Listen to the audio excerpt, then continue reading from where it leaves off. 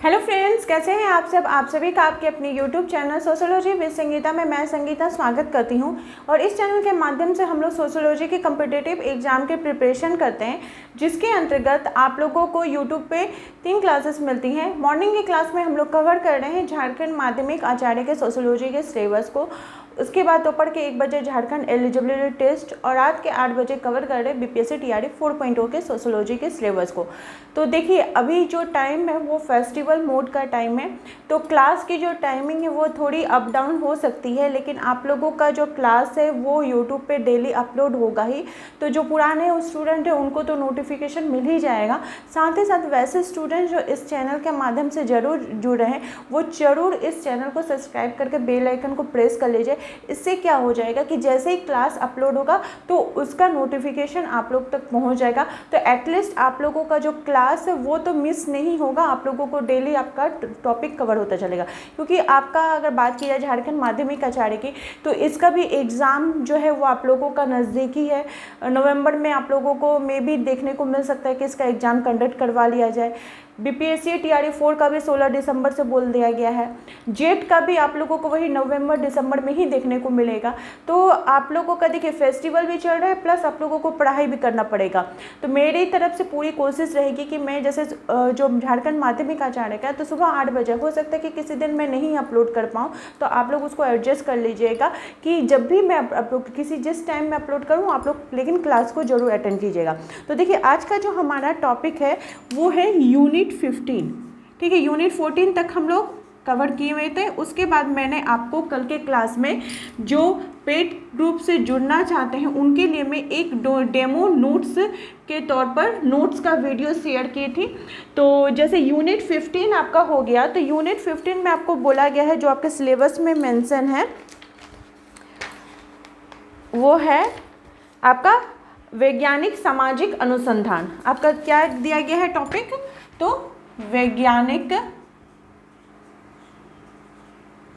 सामाजिक अनुसंधान, ये आपका टॉपिक है।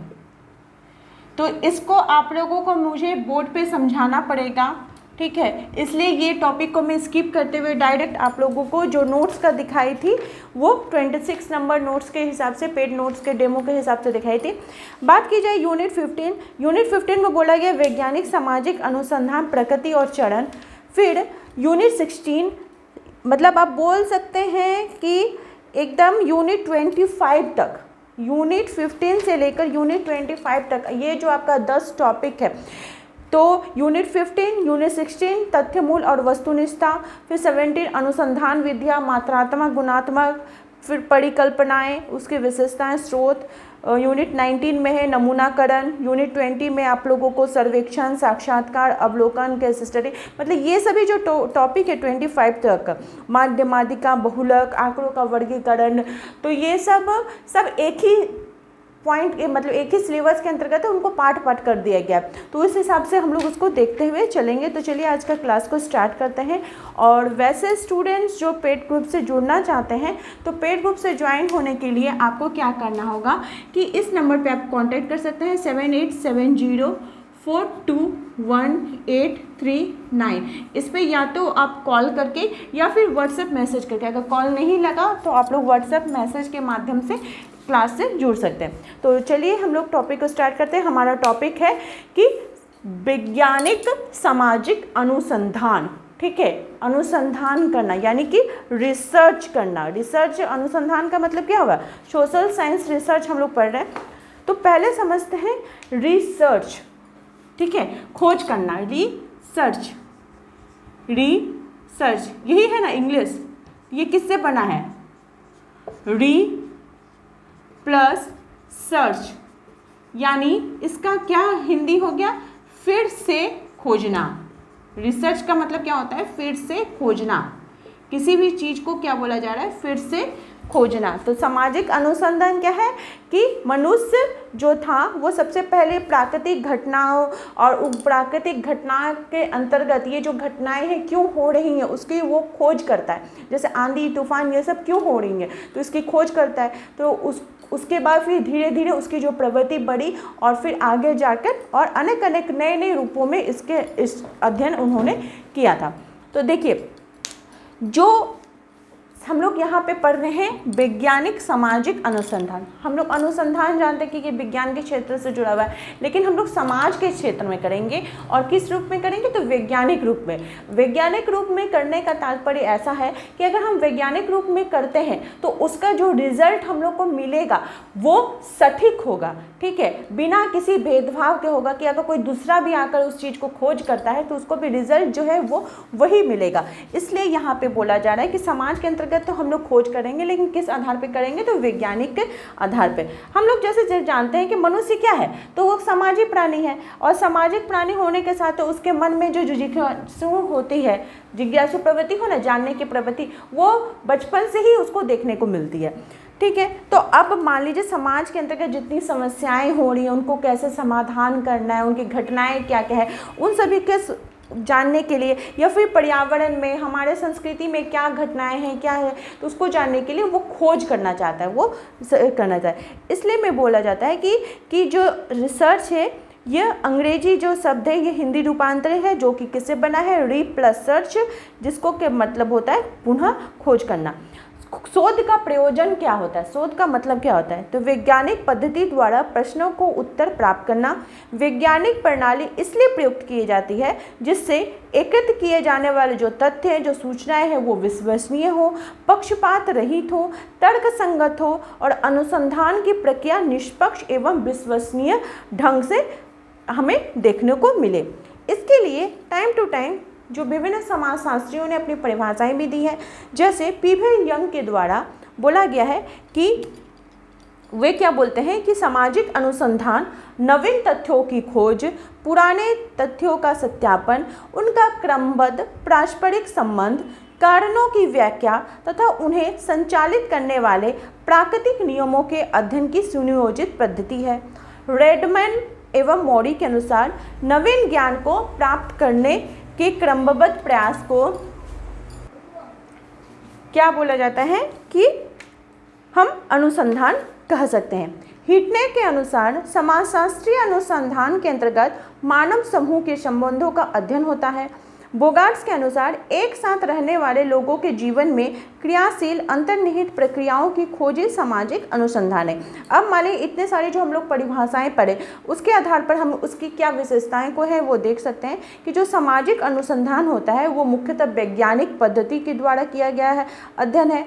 वैज्ञानिक पद्धति के कारण प्राप्त जो तथ्य एवं निष्कर्ष होते हैं वो तर्कसंगत होते हैं, विश्वसनीय होते हैं, पक्षपात रहित होते हैं, और हम कह सकते हैं कि ये भी सत्य है कि ऐसा हो सकता है, ठीक है। इसका संबंध जो होता है वो सामाजिक घटनाओं से होता है, मनुष्य के व्यवहारों से होता है, सामाजिक जीवन से होता है। हम लोग का जो मनुष्य का प्रवृत्ति है नई चीज़ों की खोज करना, हम लोग नई चीज़ों को खोज करते हैं, फिर उस निष्कर्ष पे पहुंचते हैं, फिर उसका पुनः परीक्षण करते हैं, ठीक है। नए नए सिद्धांतों का निर्माण होता है, जिससे जो पुराने जो सिद्धांत होती है उसके सत्यता की जाँच होती है। इसके अंतर्गत हमारा अंतःकरण, प्रज्ञा, परंपरा, व्यक्तिगत प्रयत्न, ये सभी चीज़ें इसमें शामिल होती हैं। हमारे अनुभव से और अनुभव के द्वारा हम जब इसको सिद्ध करते हैं, इसको पता लगाते हैं, तो किस रूप में? तो वैज्ञानिक अनुसंधान के रूप में करते हैं। वैज्ञानिक विधि के अंतर्गत कौन कौन सा आएगा? मान लीजिए कोई चीज़ को हमको खोज करना है तो उसके अंदर क्या आएगा? अनुसूची आएगी, प्रश्नावली आएगी, निदर्शन होगा, साक्षात्कार होगा, अवलोकन होगा और केस स्टडी होगा। तो इस प्रकार से अब है क्या कि आपका जो सिलेबस मेंशन किया गया है कि सिलेबस में आखिर आपको पढ़ना क्या है। तो यूनिट 15 में बोला गया कि इसकी प्रकृति और चरण, वैज्ञानिक सामाजिक अनुसंधान की प्रकृति कैसी है और इसके विभिन्न चरणों को। तो प्रकृति को हम लोग समझते हैं कि जो सामाजिक अनुसंधान है, ठीक है, समाज के अंतर्गत हम लोग रिसर्च कर रहे हैं, तो ये सामाजिक तथ्यों से संबंध प्रश्नों या समस्याओं का वैज्ञानिक विधि के द्वारा विश्वसनीय हल प्राप्त करना है। इस दृष्टि से हम कह सकते हैं कि जो सामाजिक अनुसंधान की प्रकृति है वो वैज्ञानिक है। इसके द्वारा वैज्ञानिक विधि के माध्यम से सामाजिक जीवन का अध्ययन करता है, विश्लेषण करता है, प्रत्यक्षीकरण किया जाता है, उसकी प्रकृति को भी स्पष्ट करने का कोशिश किया जाता है और नए तथ्यों की, नए ज्ञानों की खोज होती। तक ही ये सीमित नहीं रहती, बल्कि हम लोग जो पुराने तथ्य हैं, पुराने जो ज्ञान है, उससे भी हम लोग जानकारी को हासिल करते हैं, हम लोग जानने का कोशिश करते हैं। तो हम इस प्रकार से कर सकते हैं कि जो सामाजिक संबंध है, जो घटनाएं हैं, जो तथ्य एवं जो प्रक्रियाएं हैं, उसका हम लोग व्याख्या करते हैं। किसके रूप में? तो वैज्ञानिक सामाजिक अनुसंधान के रूप में। सामाजिक संबंधों के बारे में नए तथ्यों की खोज की जाती है।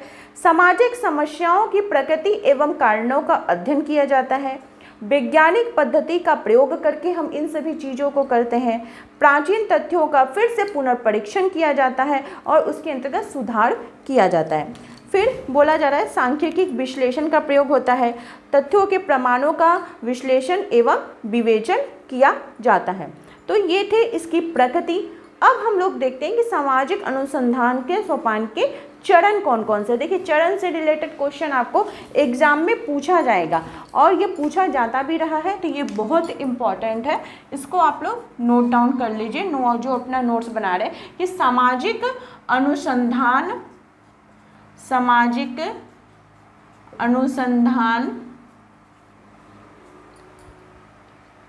के सोपान या चरण, या तो सोपान बोला जाता है या फिर चरण।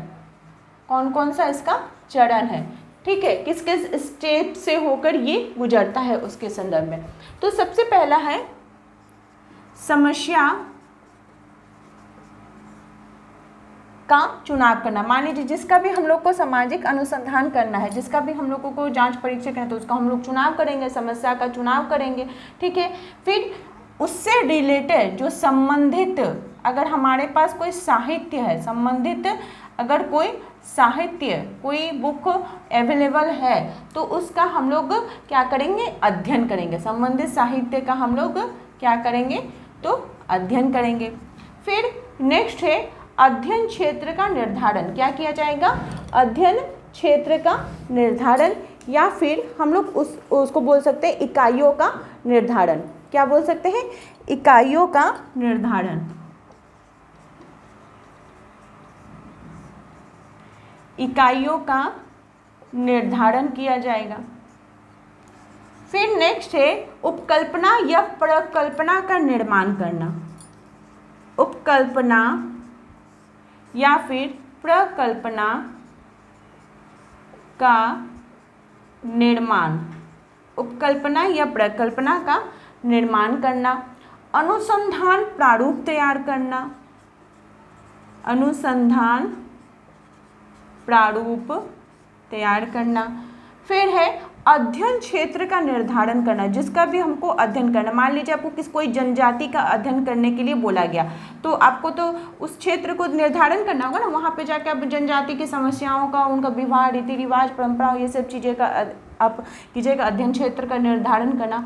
सूचना दाताओं का चुनाव करना, सूचना दाताओं का चुनाव करना, जो सूचना प्रदान कर रहे हैं उन सभी का चुनाव करना। अध्ययन पद्धतियों का चुनाव करना। क्या है? अध्ययन पद्धति का चुनाव करना, ठीक है। उसके बाद पूर्व परीक्षण करना, पूर्व परीक्षण करना। तथ्यों का संकलन, तथ्यों का संकलन करना, तथ्यों का संकलन। तथ्यों का वर्गीकरण और सारणीकरण, तथ्यों का वर्गीकरण और सारणीकरण, तथ्यों का वर्गीकरण और सारणीकरण करना। तथ्यों का विश्लेषण करना, तथ्यों का विश्लेषण, तथ्यों का विश्लेषण करना। सामान्यीकरण एवं नियम प्रतिपादन, सामान्यीकरण एवं नियम प्रतिपादन, ठीक। ठीक है, तो ये सभी क्या है, सामाजिक अनुसंधान के चरण है। तो आपका जो यूनिट 15 है ये इस प्रकार से कंप्लीट होता है, यानी सोशल रिसर्च का ये स्टेप हो गया। और उसके बाद फिर टाइम टू टाइम विभिन्न समाजशास्त्रियों ने भी इसके संदर्भ में बात की है। जैसे लुंडबर्ग ने सोशल रिसर्च अपनी जो पुस्तक थी इसमें अनुसंधान के 4 चरण बताए हैं। कौन कौन सा है, तो परिकल्पना निर्माण, तथ्य संकलन, वर्गीकरण और सामान्यीकरण। पीवी यंग ने अपनी पुस्तक scientific social survey and research में सामाजिक अनुसंधान के 6 चरण बताए हैं। कौन कौन सा है, समस्या का निर्धारण, परिकल्पना निर्माण, तथ्य संकलन, वर्गीकरण, सामान्यीकरण, समस्या का अवलोकन। अगस्त कॉम्ट अपनी पुस्तक पॉजिटिव फिलोसफी में इसके सामाजिक अनुसंधान के 5 चरण बताए हैं। कौन कौन सा है, विषय का चुनाव करना, तथ्य संकलन, वर्गीकरण, परीक्षण, प्रतिपादन। तो आप समझ सकते हैं कि ये एक आपको कंप्लीट जो उस टॉपिक से रिलेटेड आपको नोट्स तैयार किया गया है ताकि इससे बाहर आपको कुछ पढ़ने का जरूरत नहीं पड़े। ठीक है, फिर है और भी अगर जैसे बात की जाए तो अध्ययन विषय है, इसमें समस्या का चुनाव किया जाता है। ठीक है, ये साहित्य के द्वारा, इकाइयों के द्वारा, उपकल्पना परिकल्पना के द्वारा, अनुसंधान प्रारूपों के द्वारा हम लोग तथ्यों का संकलन और निर्माण करते हैं। तो आई होप आप लोगों को आज की क्लास हेल्पफुल लगी होगी। फिर नेक्स्ट क्लास में कल हम लोग यूनिट 16, हम लोग यूनिट 15 पढ़े, यूनिट 16 को कवर करेंगे। तो इसी प्रकार से अपने चैनल के साथ बने रहिए। आप सभी का मेरे चैनल में बने रहने के लिए बहुत बहुत धन्यवाद।